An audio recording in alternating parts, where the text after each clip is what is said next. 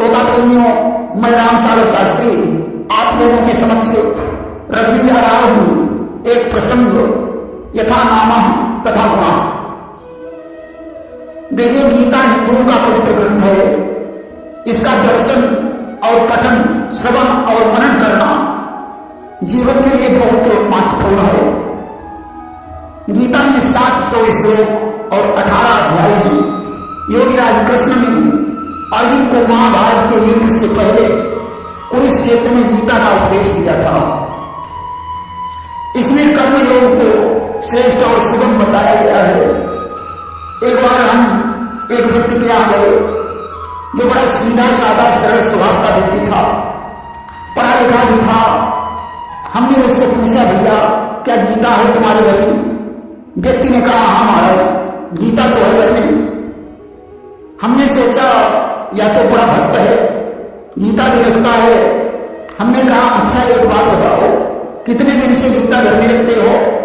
व्यक्ति ने कहा, महाराज 7 वर्ष हो चुके हैं। हमने सोचा शायद इसके पिता और बाबा भक्त नहीं थे, परंतु यह आदमी भक्त है जो गीता खरीद लाया। हमने कहा, भैया गीता का तो दर्शन करना ही कल्याणकारी है। बोला, महाराज हम तो सुबह शाम दर्शन करते ही रहते हैं, परंतु महाराज जब से गीता घर में आई है तब से हमको चैन नहीं मिला। आप कहते हैं कि गीता का दर्शन बहुत श्रेष्ठ है, हम तो दर्शन करके ही निकलते हैं, परंतु हमारा तो सारा दिन ही खराब हो जाता है। हमने सोचा हो सकता है भगवान इसकी परीक्षा ले रहे हो, इसलिए गीता रखने में इससे कष्ट हो रहा है। हमने कहा, कोई बात नहीं, यह मत सोचना कि मैं गीता की वजह से परेशान हूं, आज नहीं तो कल तुम्हें जरूर चैन मिलेगा। हमने कहा, प्रातः काल दर्शन ही नहीं, गीता पढ़ा करो। बोला, महाराज गीता कोई किताब तो है नहीं। मैंने कहा, किताब क्यों नहीं है? तो गीता क्या है? किताब नहीं तो गीता को ग्रंथ समझ लीजिए। बोला, गीता ग्रंथ भी नहीं है। हमने कहा, तो इसे भगवान का स्वरूप समझ लीजिए।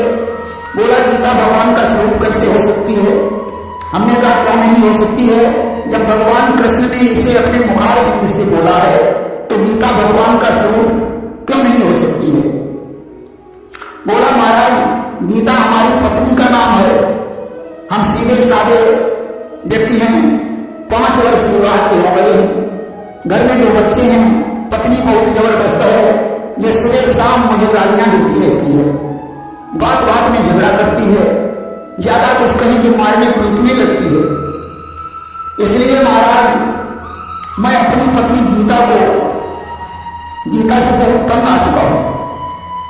अब बात हमारे समझ में आ गई कि जिस गीता की मैं बात कर रहा हूं वह पुस्तक इसके घर में नहीं है, बल्कि गीता इसकी पत्नी का नाम है। अब तो उस व्यक्ति की बात सुनकर मुझे बहुत खेद हुआ कि बताओ, ऐसी कर्कशा पत्नी का नाम गीता किसने रख दिया?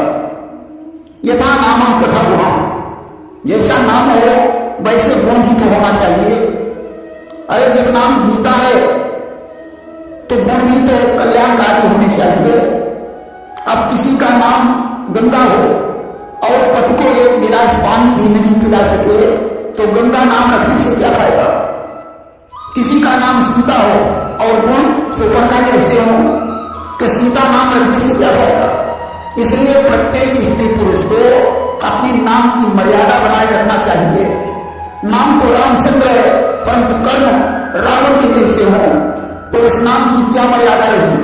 नाम सुशीला हो और कर्म दुशीला हो तो सुशीला नाम की क्या मर्यादा रही?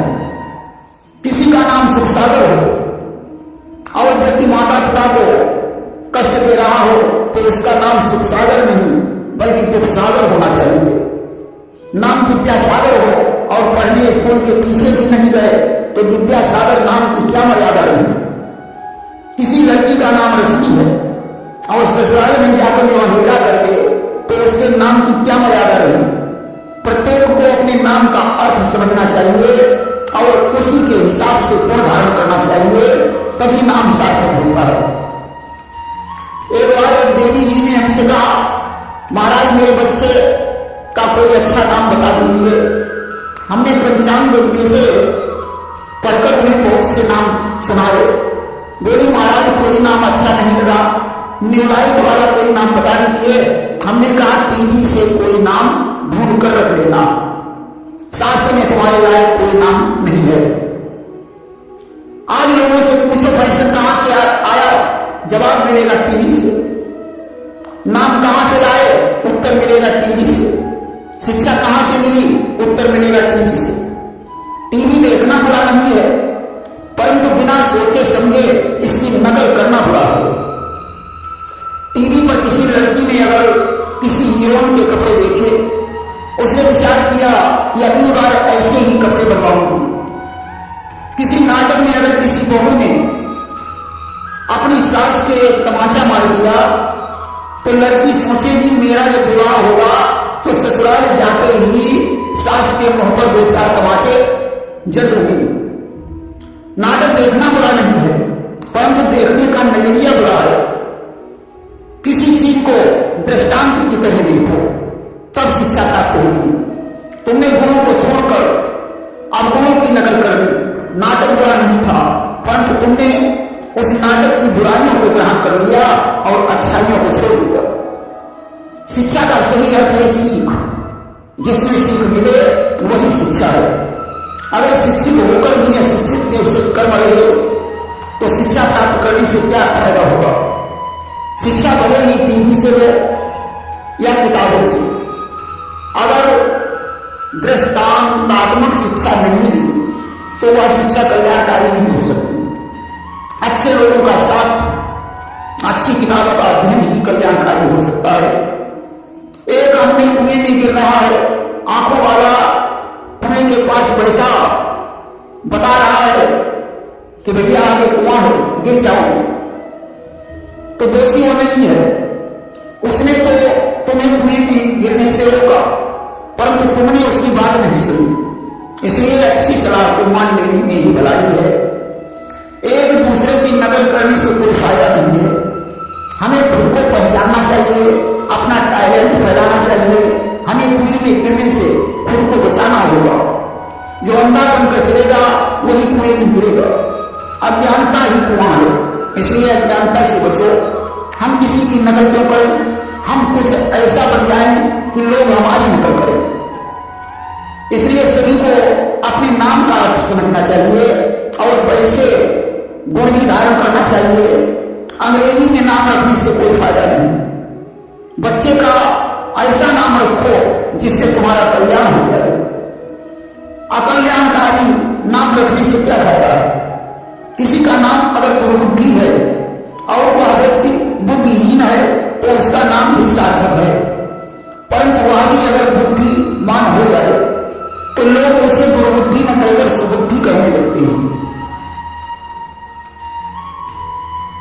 सभी के नाम कल्याणकारी होना चाहिए और उनके गुण भी कल्याणकारी होना चाहिए। अजामिल जैसे पापी का उद्धार सिर्फ नारायण कहने से हो गया, जबकि नारायण उसके पुत्र का नाम था।